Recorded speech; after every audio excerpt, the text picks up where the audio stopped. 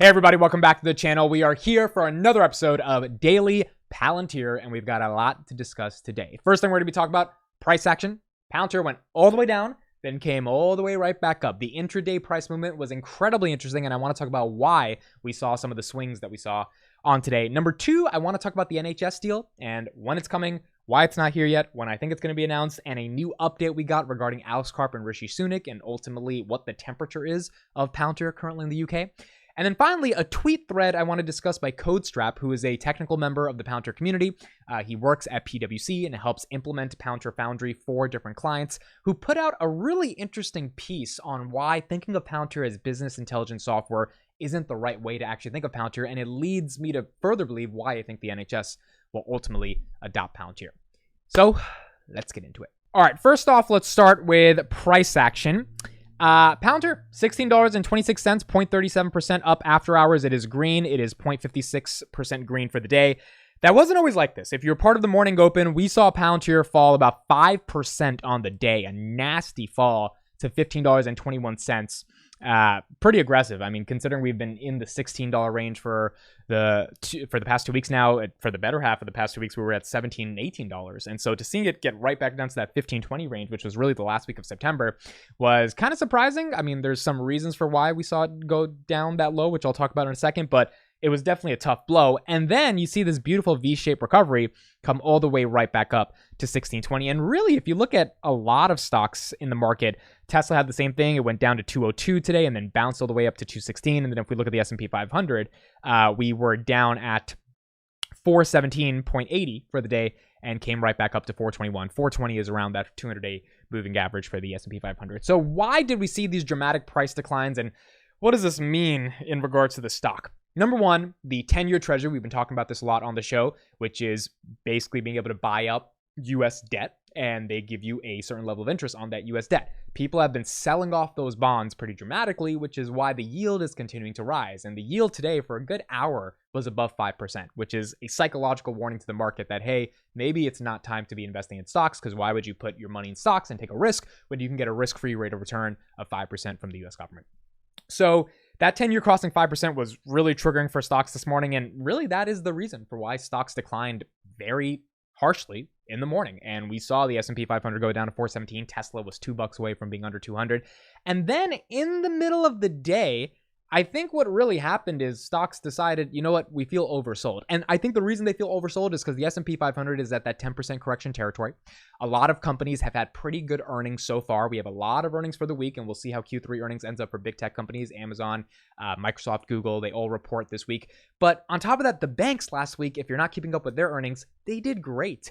Every single bank beat on pretty much every metric. Yes, some here and there they didn't do that well, but for the vast majority, Morgan Stanley, JP Morgan, Bank of America, they did good. And when the banks are doing good, that means the general economic stimulus in the environment is not as bad as we may think it is. So you couple that with inflation probably coming down a bit lower, and these yields hopefully coming down to around 4.2 to 4.4, down from that high of 5, which is a 16-year high, by the way, for the 10-year yield. Then maybe stocks start to feel oversold. And that's kind of my best explanation for why there was this intraday move towards the upside. The market kind of unilaterally decided we are just not going to go lower than this because we don't feel like stocks deserve to be that low given what we're seeing in earnings. So we'll see. Big tech companies have to report this week, and they will definitely be an indicator for what's going on with Palantir. But Palantir, we saw it easily go down to that 15.30 range or 15.20 range. It was 20 cents away from touching the $14 range. And so over the preceding episodes that come in the future, we'll talk about what I think is going to happen on earnings. But Palantir right now is still getting the premium from the market, and the macro was good enough to support it for today. So we ended up at 16.20, but we'll see how the rest of the week goes for the entire market and for Palantir. Okay, NHS updates. So this was the big story of the weekend. Here we go, folks. Silicon Valley bosses are jetting in for an AI summit in boost for Rishi Sunak. Rishi Sunak, the Prime Minister of the UK, hopes the gathering will ensure Britain's leading position in regulating the technology. Now, if you go further into this article from The Telegraph, which is a publication in the UK, they mention that Alex Karp of Palantir will be present and one of the CEOs that was courted to meet Rishi Sunak, who was tapped on the shoulder to say, hey, come down to this AI summit and have a discussion with us. Now, a couple points of analysis on this. Number one, Alex Karp was recently at the AI summit in the White House, which was about 2 weeks ago or 3 weeks ago, with Elon Musk. That's where that infamous picture was taken. So you had Alex Karp presenting for Palantir and representation of them at the White House's, the United States version of basically what the UK is about to do. And now Rishi Sunak, the Prime Minister of the UK, is like, let's do the same thing in the United Kingdom. Not only does Rishi Sunak want to be a techno-optimist that really feels that the UK can embrace AI, can embrace the jobs that are going to be made from AI, can embrace the new startups that are going to be starting in the world of AI, but he wants the regulation of AI to be something where industry leaders actually have a say in it so that they don't overregulate, but they also don't underregulate, which has been the main concern from someone like an Elon Musk. So it's going to be really interesting to see what happens at this AI summit. I don't know if it's going to be recorded, but obviously Karp will be speaking to Rishi Sunak. Now, why is this also important? Not only is Karp, in charge of Palantir and kind of in charge to signal how AI should be regulated in the future and is going to have some influence in the context of how Rishi thinks about AI. But if you remember June 7, 2023, Rishi Sunak went to a baseball game in Washington, D.C., and he was eating hot dogs and popcorn with Palantir's Alex Karp. I don't know if they were actually eating hot dogs and popcorn, but you get the drift. They weren't in a formal setting, suit and tie. They were at a baseball game meeting, presumably talking about the NHS contract. I mean, I don't think you meet up with a CEO of a public company that's pitching to get a $500 million contract from your country if you're not going to talk about that deal, if you just wanted to talk about, like baseball. Like, to me, it seems like they were obviously talking about the NHS here. So it's really interesting in terms of an update on what we're seeing for the NHS deal for Alex Karp to further talk to Rishi Sunak at now this AI summit, or to even be invited to this AI summit. Another piece of news here is that Palantir established their official headquarters in the UK as their AI headquarters. So they said that the UK is going to be the place where they do the majority of their AI R&D. Notice they didn't say Silicon Valley, they didn't say Germany, they didn't say, any of the countries they operate in, Tokyo. They said the UK. And I think they deliberately chose the UK as a sort of branding argument as well to show Rishi Sunak and the NHS, like, look, we're here. We have 800 employees here. We're not going away. We want to be a legitimate company in this country, and we want to get a lot of money from your government because we're going to do a lot of things for your government.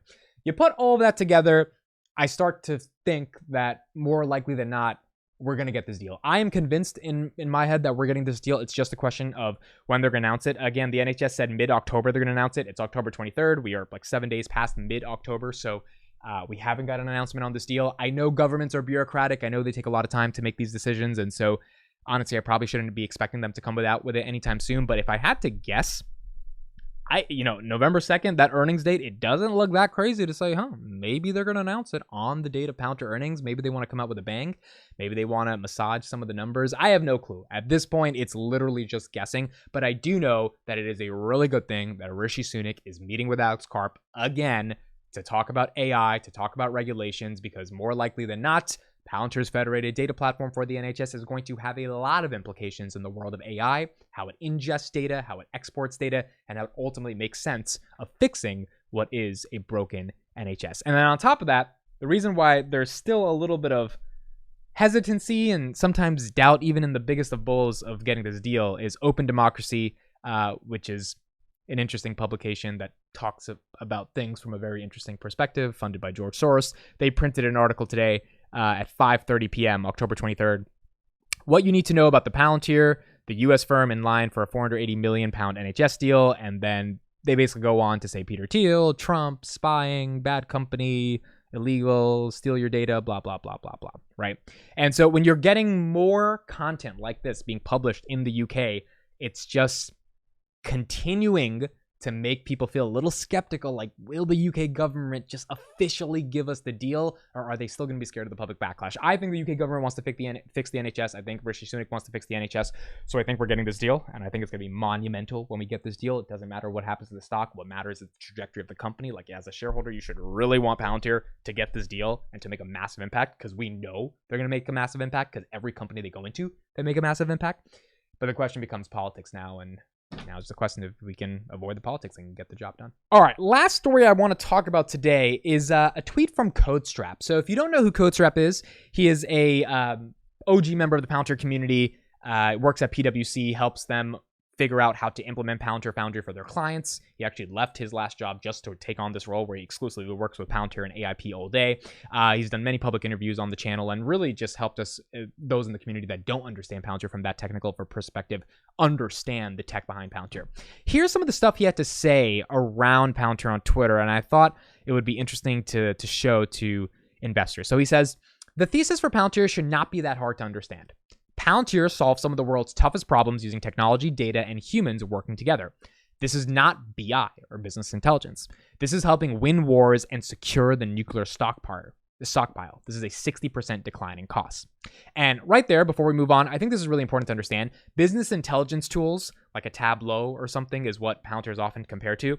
And I don't think Palantir is business intelligence. As Codestrap is saying, Palantir being used in Ukraine, Palantir potentially being used in Israel, Palantir being able to fix an entire hospital system for the NHS. That is a massive difference from just looking at your business intelligently, like traditional tools. People also don't know when he's talking about the nuclear stockpile, Palantir has an $89.9 million contract from the NNSA, which is the National Nuclear Security Administration in the United States, to secure our nuclear weapons. Like, our nuclear weapons are reliant on, so it's just absolutely insane, some of the deals that they have. And then Codestrap further says this is a 60% decline in costs when we're factoring in what goes on at companies. He then says, how do they do it? By solving the entire category of problems related to data integration, modeling, and application development that turns what was a fragmented engineering landscape into a Lego block assembly line accessible to the average operator. The word average is extremely important. It solves the engineering bottleneck problem and also enables AI, specifically general artificial intelligence. By making hard things easy and exposing that benefit to both humans and machines, Palantir amplifies the value of both. And Codestrap talked about this with me on our public interview about a month ago, where he said, look, subject domain experts, people that aren't super technical, but that have a lot of knowledge around a specific domain, whether it's finance, marketing, sales, whatever it may be, they need to be able to interact with data and software without having to be a professional coder, without having to be a software engineer. And what Palantir's Foundry has done is basically taken all the data of an organization, put it together, and then give you the output, which is really the value of AIP, to allow you to interact with all that data and have it amplify your subject matter expertise, even if you're not a software engineer, to be able to extract all the value out of the data from coding. And that is the unlock, because the majority of the world, especially the majority of the people in the world's organizations, are not software engineers, and they don't have time. It's just not efficient to code up answers to problems. You need to be able to just get the answers immediately and then take decisions. And that's what increases productivity. That's what increases GDP. That's what increases a company's value. And if Palantir can do that, be the backbone of that for many companies and organizations, that's where the real value unlock is. He says, if you think Palantir is a Power BI tool, you have to get off your ass and read the docs. They are online and free. Visit the developer channel, watch the conference talks, then ask yourself, why is it people are succeeding with Palantir and continuing to fail with those relics? And I think ultimately he's right about that. There's a lot of information online right now that pretty much points to what Palantir is doing and why Palantir is valuable. One person responded, what people fail to understand is that a lot of the components that go into working with data are quite complicated. People don't understand all the tooling you need to build and put into a unified environment. I'm a data scientist. First time I saw Foundry, I knew this was the future. Codestrap responds exactly. I also agree with that as well. I mean, in my startup, we're working with a lot of data every single day, and just having all the tools needed to be able to work with the data, understand all the data, not to mention have it confidentially sort of in an environment where it can't be leaked, where, nothing happens with the data, we're making sure the data is secure. All of that stuff is what AIP's real goal is in terms of being able to transform humanity and transform organizations that are using their software to better get decisions and make applications off those decisions and truly operationalize their workflows. So at the end of the day, if that's how you think of Palantir, that's why I think the DoD just gave them $250 million. That's why I think the NHS is about to give them $500 million, because, I mean, if you're using a piece of software that can unify all of your data in one place, in the nuanced intricacies of how it's supposed to be able to integrate all that data and then give you actual value from the integration. So like the integration is one part, then you're getting value from it, and then you're getting all these new product features and LLMs and AIP on top of it to be able to have a usable user interface that works within the ontologized data, which is the whole point of Foundry.